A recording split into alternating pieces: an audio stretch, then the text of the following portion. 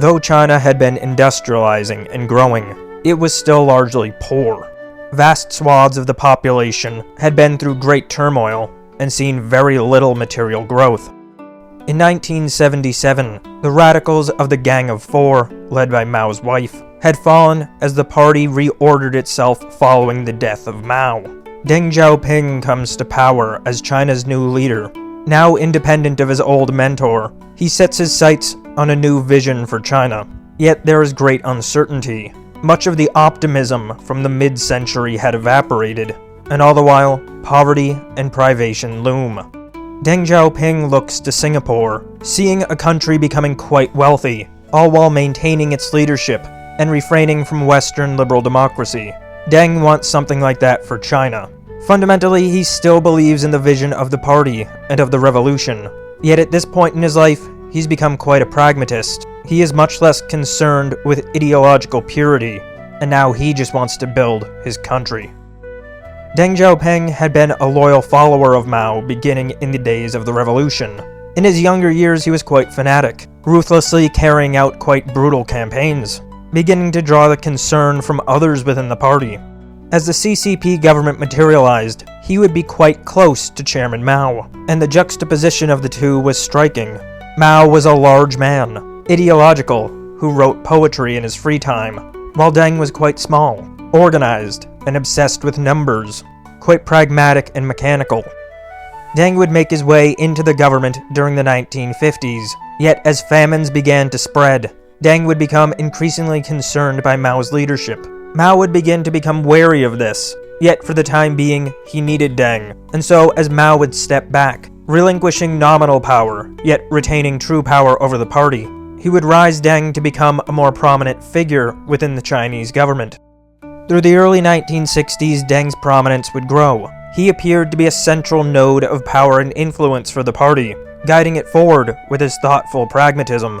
Yet beginning in 1966, Mao sought to return to the forefront of Chinese politics. Through the Cultural Revolution, he would gain the support of young radicals, fanatics who would form mobs, destroy buildings, icons, and structures of cultural heritage, and ruthlessly enforce ideological orthodoxy, targeting those seen as bourgeois and capitalist elements, inflicting terror and death. By this point, Deng as a pragmatist could not lend his support to the Red Guard radicals of the Cultural Revolution, and Mao, fearing the rising influence of these reformers like Deng, would turn the radical Red Guard on him, purging the reformist elements from the CCP. Deng would be banished to the countryside in 1968, spending his days repairing tractors, and as Mao's return and resolidification of power appeared to be quite strong, it looked as though Deng and the reformers had truly been excised from the power structure of China. Ultimately, however, as the Cultural Revolution died down and Mao had been forced to re-establish order, it became clear that figures like Deng were necessary. Deng would be brought back in 1973, regaining great power, yet always drawing suspicion from the radicals, particularly from Mao's wife, who would constantly inform Mao just what he was doing. In 1976, as Mao Zedong would die, the party would purge these radicals who had risen up during the Cultural Revolution. The Gang of Four, including Mao's wife, would be killed, and many of the purged leadership would be brought back. And now the radical, turned pragmatist, turned exile, stood as the new leader of China. Deng Xiaoping looked at his poor country, and he wanted economic greatness.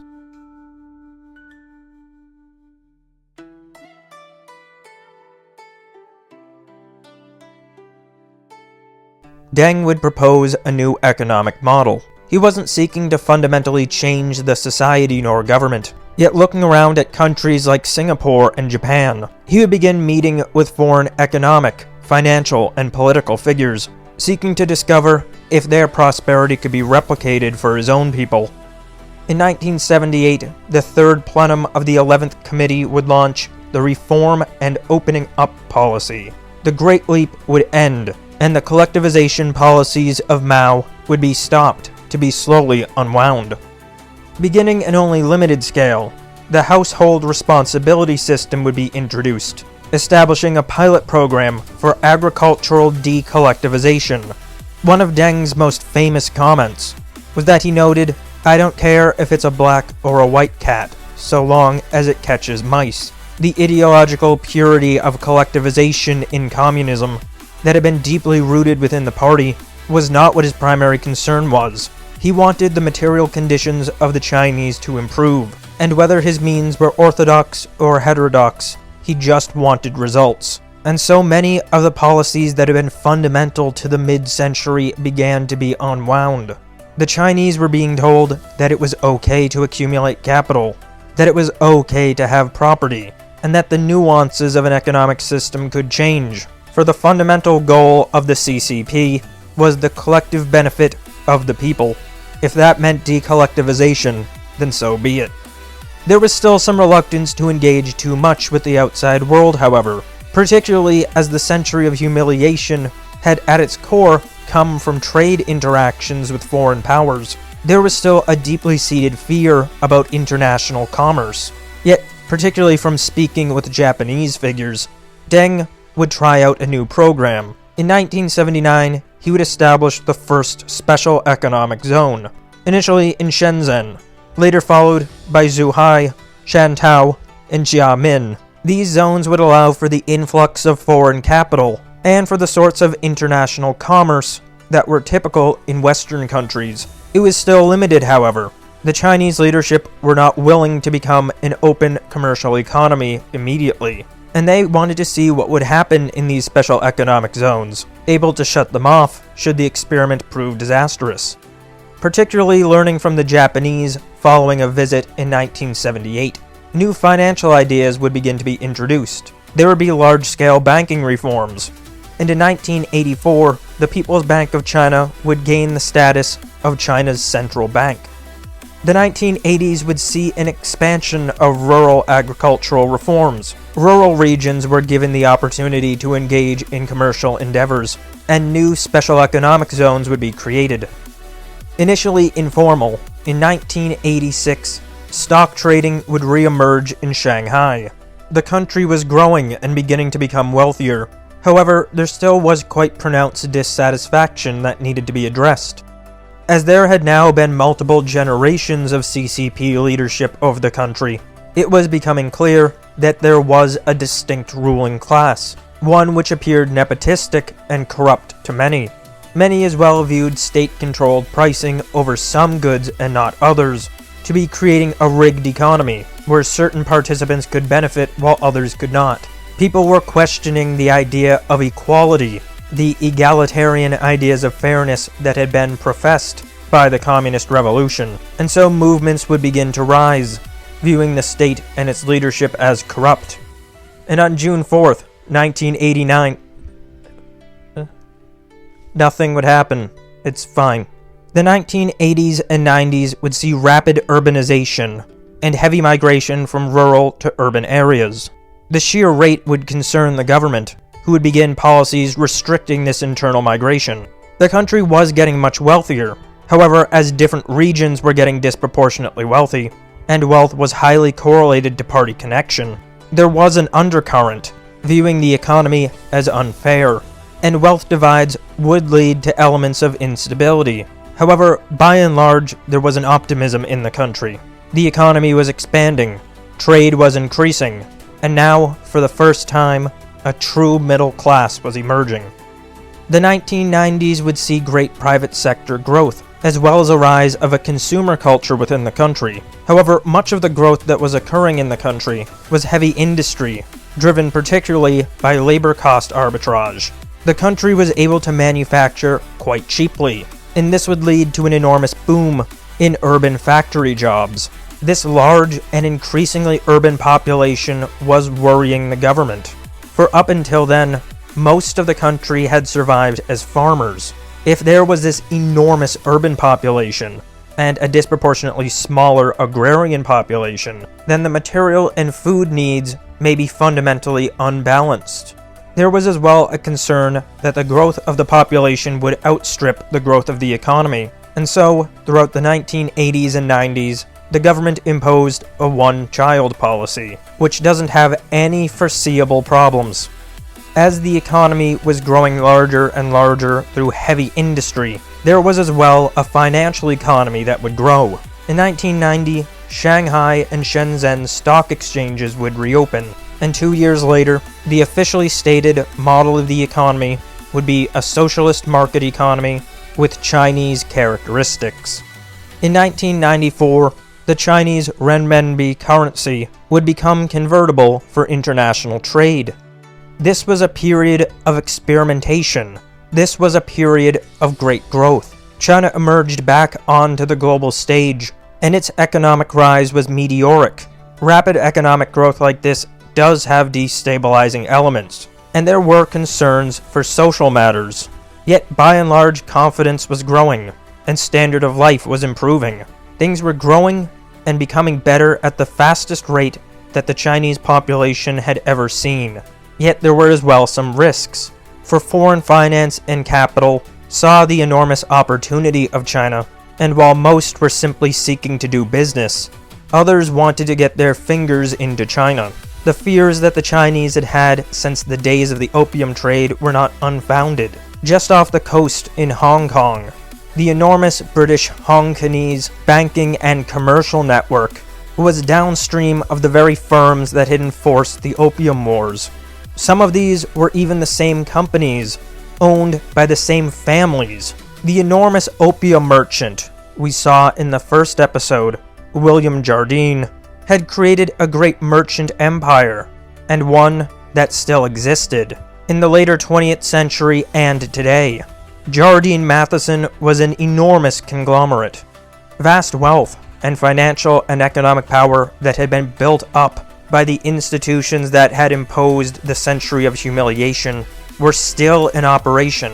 The enormous bank, HSBC, was dominant in Hong Kong's financial markets. These players had a long history in smuggling, laundering, and the efforts to crack open, drain, and buy out China. And so, as the 21st century neared, there was great optimism in the air for the rapidly growing economy. Yet all the while there was an ever-present concern: how to make sure that these European financial entities didn't do it again.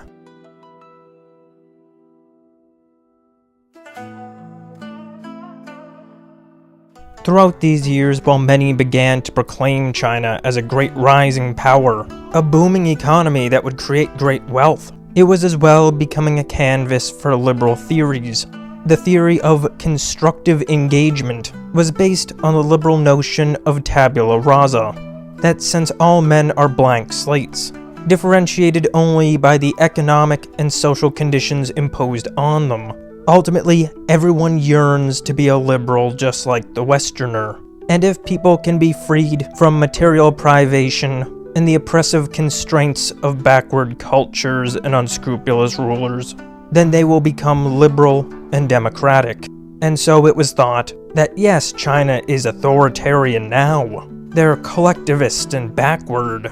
But if we trade with them enough and they become rich, then they will become a democracy like they really want to deep down. They'll throw off all this old foolishness, and they'll become enlightened like us.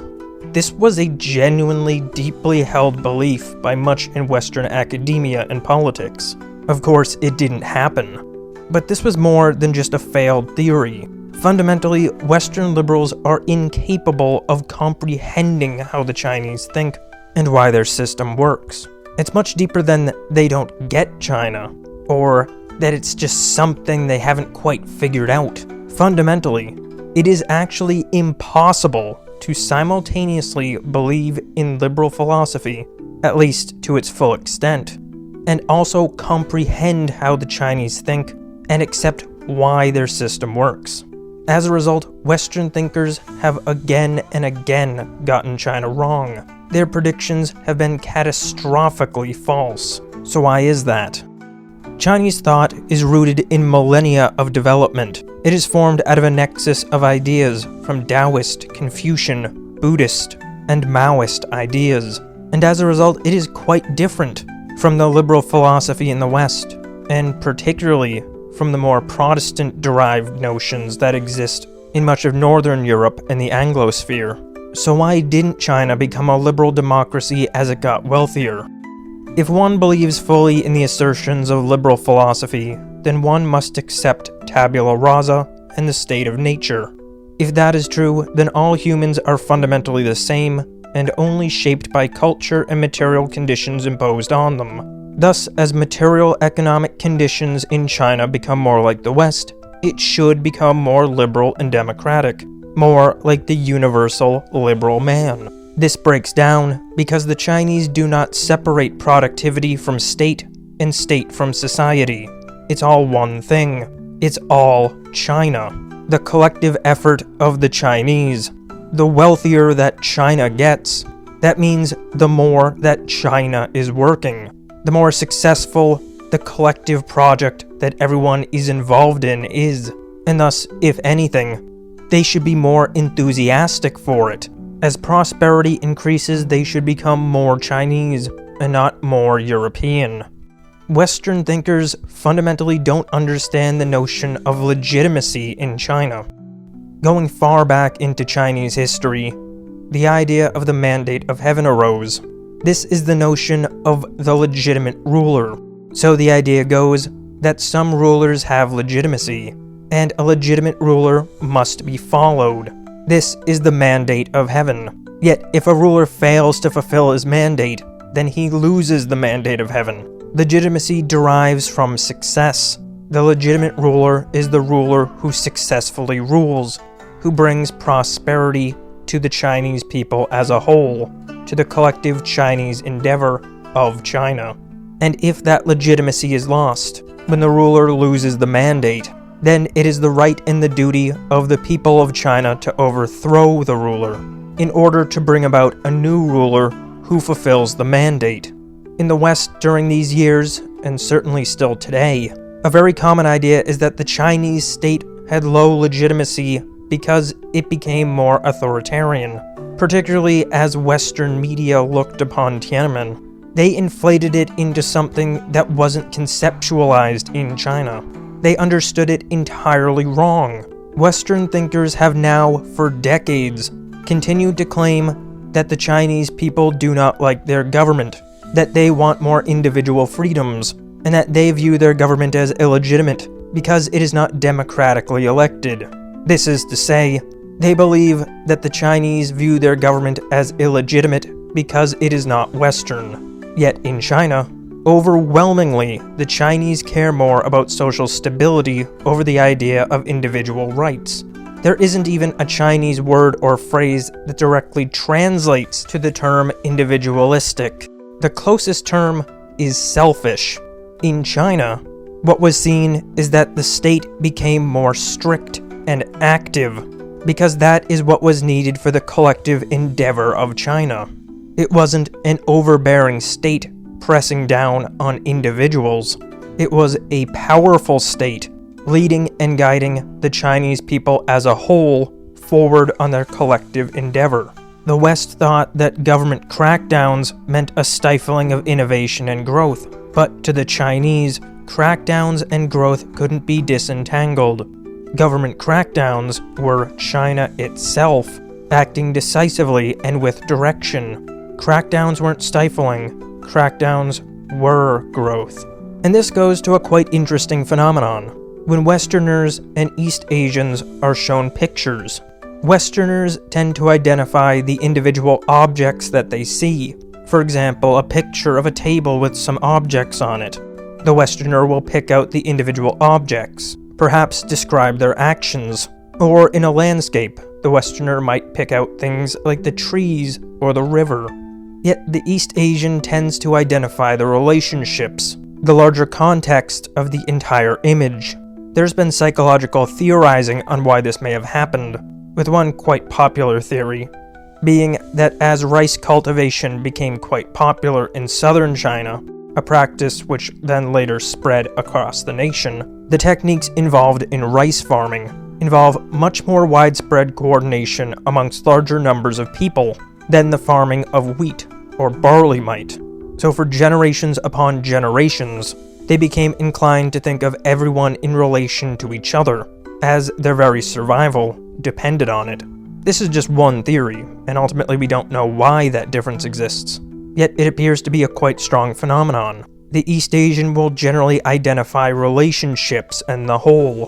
Going back to the landscape example, perhaps how all the trees sit with respect to each other, or how the river flows through and irrigates the trees, relationships and function, versus objects and action. This is a much more deep value on the collective than exists in the West. The idea of the individual just isn't the same, and it's not because there is no value of individuals, but because in China, individuals are seen as part of the whole and can't be separated from it. A Chinese man isn't a man who is Chinese, he is a Chinese man. So when Western thinkers talk about individual rights in China, talk about how the Chinese all yearn for Western-style individual rights, that just isn't the case. They're much more inclined to think in terms of the rights of the whole, the rights of the Chinese as an entity, as individuals are people in relation to a greater whole. The West is absolutely convinced that democracy is the only means by which legitimacy can be obtained. In the West, legitimacy is synonymous with the term democracy.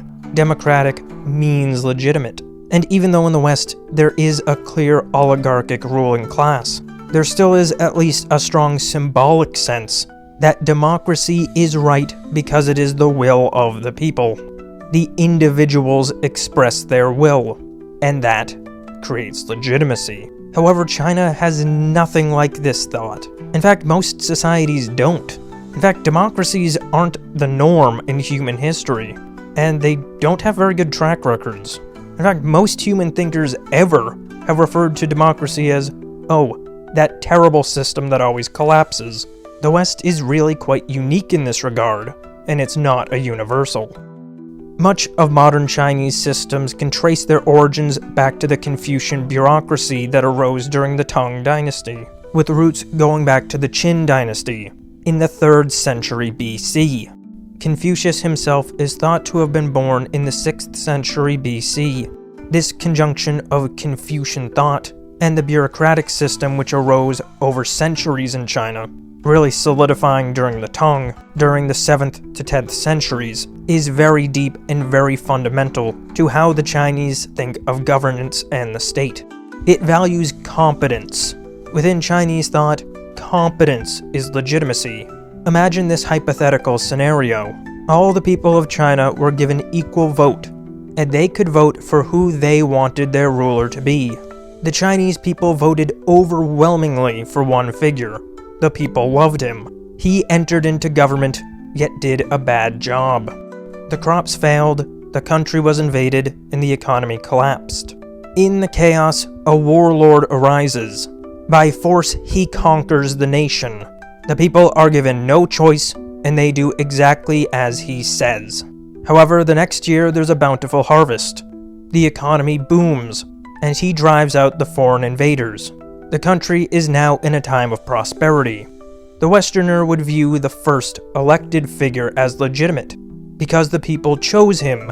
He reflected the democratic will. The Westerner would as well view the second figure, the warlord who took over by force and asserted authoritarian rule, as illegitimate, because he imposed himself on the people, and they had no say. Yet the Chinese would see the exact opposite. So what if the first man won a popularity contest? He was just the best at talking to people. He was an absolute failure and drove the country to ruin. He was detrimental to the Chinese people. He was illegitimate. The second one, now he was a man of action. He was a man who saw what needed to be done. Through his will and his decisive action, he saved China. He brought great prosperity. He defended the nation from foreign invaders. And he brought stability. He is the legitimate ruler. These are fundamentally irreconcilable different views. For the Chinese, it's about results. And if anything, having a leader being chosen by a popularity contest based on convincing people with charisma, that seems like a system that rewards scoundrels and swindlers. No, the legitimate ruler is the man who worked his way up by being dutiful and getting results. It's not as though in China you can simply become the ruler. You must first show your ability by being a low-level official, then run a town, perhaps then a city, then a province. Then after you have proven yourself, you can gain more authority. You can't have no track record and simply talk your way into leadership, and assume because you have convinced people that you're legitimate. When Westerners attempt to analyze how the Chinese view their system, this is something they fundamentally cannot comprehend. They genuinely just do not care about democracy in the way Westerners think they do. The same way Westerners seem, a little loose on how much they care about competence. Or perhaps, to frame it another way, in the West, it's about how a ruler got there. In China, it's about what the ruler did once he was there. The state, the economy, the people, it can't be disentangled from the Chinese point of view. It's all one endeavor, one people, one thing. And so in the West, when people talk about spreading democracy, how liberal democracy will make its way to China. In China, this isn't just viewed as foreigners hoping that they will adopt some of their government systems. This is viewed as a catastrophic risk that cannot happen, because of how legitimacy and the role of the state is viewed, because of how intertwined and part of a greater whole everything is thought to be. To them, the idea that liberal democracy will be spread to China means that the West wants to destroy their civilization. It's not, we'll change some systems. It's, we want to annihilate your civilization forever. That's why they respond like that. So when institutions and academics constantly predict things like the Chinese are going to liberalize, or they really want to be just like us deep down, or their economy is going to fail, they fundamentally are incapable of comprehending why the Chinese system works. Because one would have to accept that the assertions in liberalism are not universal. This is a real problem for the liberal, because liberalism asserts that it is universal. One must fundamentally think something so radically different to actually get their system and why it works. And until one does this, which requires giving up on notions like the blank slate, the universal man, or the universality of liberalism, then one will consistently predict China wrong and never understand how they feel about their system or why it works. Another observation that might puzzle people in the West is why so many Chinese, particularly younger generations, venerate Mao so much.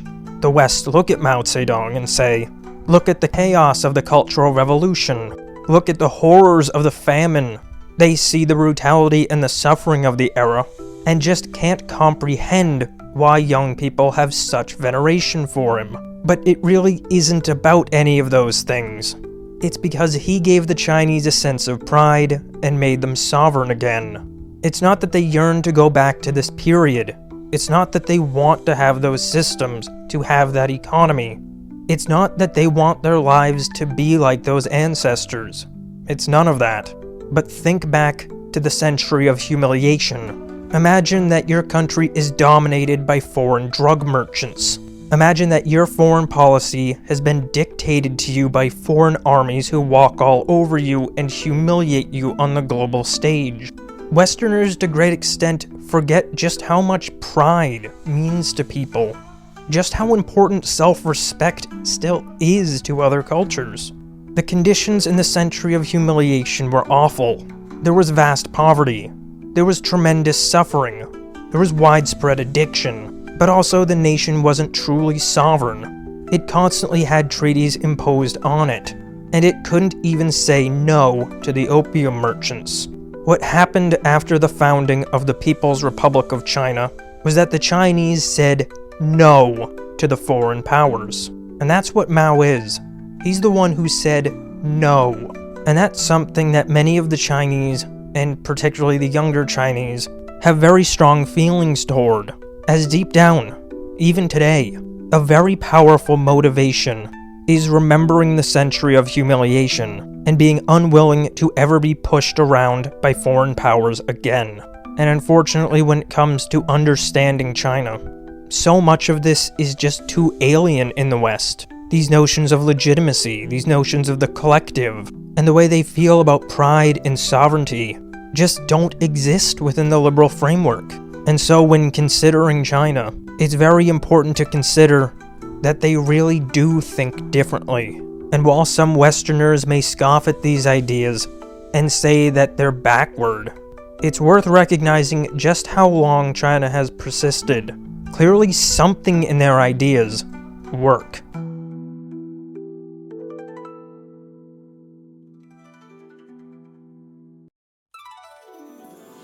The 1990s would be marked by the leadership of Jiang Zemin. He had grown up in the time of Japanese occupation, and as a young man had gone to study electrical engineering. He was quite inclined toward technology, and ended up adopting some reform positions, becoming a proponent of special economic zones, and aligning himself with the economic entities and businesses in Shanghai whilst he was mayor in the 1980s.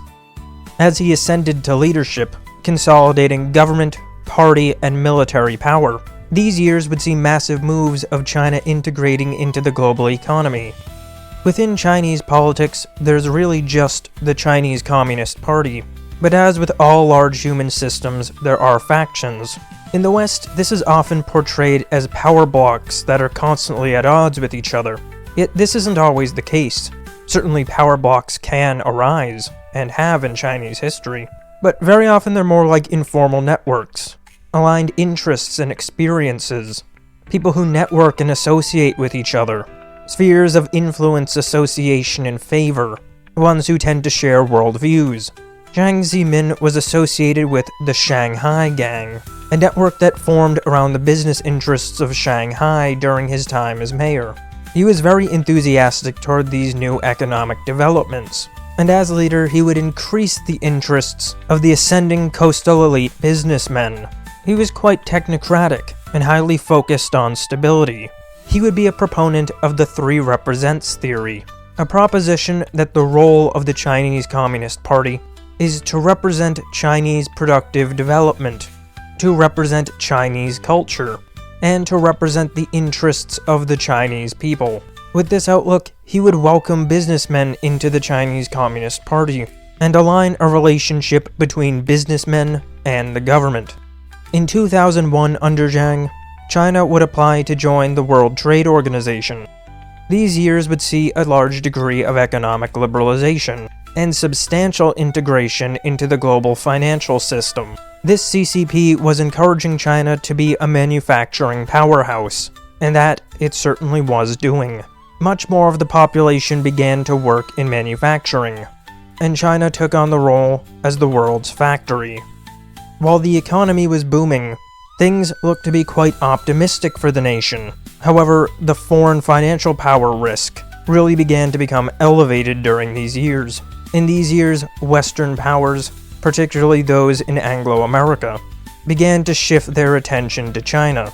As China was once again open for business and open for investment, the banking interests who had spent centuries buying out nations were very enthusiastic about the new opportunity in China, particularly via Hong Kong and Shanghai. Western financial interests would begin running their classic playbook, attempting to indebt China as much as they could, acquiring as many assets as they could manage, and using that leverage to integrate into Chinese institutions and the state. Many Chinese businessmen became quite on board with this, including many of those businessmen and business-adjacent members of the CCP. For centuries, there had always been some element of the Chinese who had a degree of friendliness with foreign finance that the rest of the country really wasn't comfortable with. Yet, since the days of Mao, these interests had been squished down, or had moved to Hong Kong or Taiwan. Yet now the mainland was open for business once again, and so a conflict was beginning to rise, and many within the Chinese state began to become concerned. Was this faction of foreign finance-aligned businessmen and financiers gaining enough power to pose a real threat? There was additionally a problem. The perception of legitimacy of the party was contingent on their results. The party was enjoying very high legitimacy during these years, as the sheer pace and scale of economic development was gargantuan. The party looked to be extremely capable, and so the party required that this growth continue. However, if they wished for this growth to continue, they would need to work with these foreign financial elements, and they would need to allow their businessmen, who were quite close with these global financial powers, to assert over more and more of the Chinese economy. There was a very difficult conundrum that the state now had. If they wanted to be strong and sovereign, they needed economic growth. Yet if they wanted economic growth, they had to risk giving the foreign financial empires more power. The very same powers doing the very same things that had caused the century of humiliation in the first place. There was a needle that needed to be threaded. On top of this, increasingly Chinese growth became dependent on Eurodollar finance. In fact, globalization as a whole was dependent on Eurodollar finance. Loans denominated in US dollars, issued by non-US banks offshore. This system created enormous wealth, for nations that would naturally have higher interest rates were able to borrow US dollars at US dollar rates.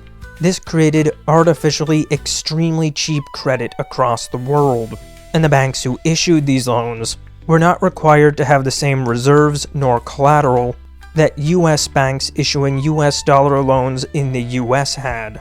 The foreign financial empires were simply printing their own dollars whenever they wanted, and nations like China, who were having a manufacturing boom, used this to enormous effect through extremely cheap US dollar credit. Cheap credit that could be rolled over at lower and lower, constantly dropping interest rates. The Chinese were able to make gargantuan capital investments. They got artificially cheap loans from banks with insufficient reserves, used that to build factories, and used those factories to turn around and sell goods to American consumers. Consumers who were themselves using cheap credit to buy consumer goods from China. It was an enormous duration boom. By the 2000s, they were averaging annual GDP growth of 10%. They as well had internal financial mechanisms built around the People's Bank of China. It was a system where the government would set directives, and where provinces would gin up their own credit, leading to enormous build-outs. It was debt-heavy, coordinated by a government with a clear mandate. It was fast, and it was big. And yet in 2002, Jiang Zemin would step down. Hu Jintao would become the next general secretary. Like Jiang, Hu began as an engineer, working as an engineer and technician on state enterprises during the 1960s. He would ascend into the party via the Communist Youth League, ultimately becoming the youngest Politburo Standing Committee member when he joined in 1992. He generally operated with subtlety, remaining out of the public's eye. He generally operated by attempting to build coalitions between different factions and interests, a strategy which generally kept him out of too much controversy.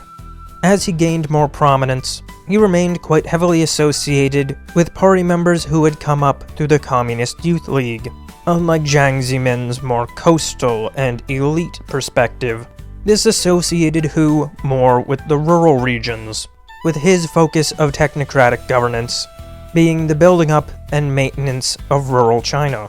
This gave him a certain degree of, well, the word's not quite right, but the closest parallel would be populist appeal amongst the lower rural classes, in juxtaposition with Jiang's Shanghai gang. Through the early 2000s, he attempted to maintain a certain degree of balance between the different factions, yet much of his approach can be viewed through the harmonious society notion. He supported the Chinese growth that had been occurring, yet he became concerned that it was happening unevenly. He wanted China to grow in a more balanced way, emphasizing balancing growth with environmental protection and social welfare. This would lead to the building of some quite sizable state-owned enterprises, as his approach, particularly with respect to rural regions, would lead to sizable infrastructure development. He would ultimately be the one to oversee China's entry into the World Trade Organization, and he would begin forging relationships with world leaders, particularly forging relationships in Africa to gain access to resources. These years would see the beginning of China building what we think of now as its system of resource acquisition, a system which became increasingly integrated in Africa. This is where the big infrastructure and resource-focused China would emerge. Some of the Shanghai gang, however, thought that he was weak, and that he was behaving too moderately, and should be more engaged, as China had such an opportunity for growth. At the same time, he would also draw some skepticism from the princelings, a group of CCP officials who were associated as descendants from major CCP officials from the time of Mao. This is the sphere from which Xi Jinping came. Though it's quite difficult to know exactly what the dynamics actually were within the CCP, it appears as though these years did see more faction conflict and much more easy accumulation of power from outside the center of the party, including an opportunity for the financial factions and foreign interests to get more of a foothold in the country. This risk was rising, and many within the party began to look around at what they saw as corruption, not simply petty personal financial corruption, but allowing improper interests to enter. More and more members of the party were beginning to get concerned that these money interests were gaining a lot of power in China. All the while, as the attempt to acquire Russia had proven unsuccessful, and the Western-backed oligarchs had been squished down by Vladimir Putin, the Western financial, intelligence, and state powers would pivot much more intently toward China, making a much more solid attempt at gaining control over the country so they could bring them through the financial imperial process. Some in China were so enthused at the growth that they paid little interest. Some had gotten so wealthy that they aligned with foreign finance. Yet others were becoming very alarmed. Beginning 2005, China would see a gargantuan export-led boom, leading to enormous foreign reserve accumulation, and in 2008, they would host the Olympics. This would be a very powerful symbolic moment that many viewed as China emerging onto the global stage, presenting what the nation now was, showing grandeur, scale, capability, and wealth. This was a very powerful moment, where China was not only demonstrating that it was a true peer to the great nations of the world, but was showing that it was a real power. These Olympics were a moment of tremendous pride. It allowed China to express just how far it had come, just how well it was doing, and yet more than that, it allowed China to show that it could command respect.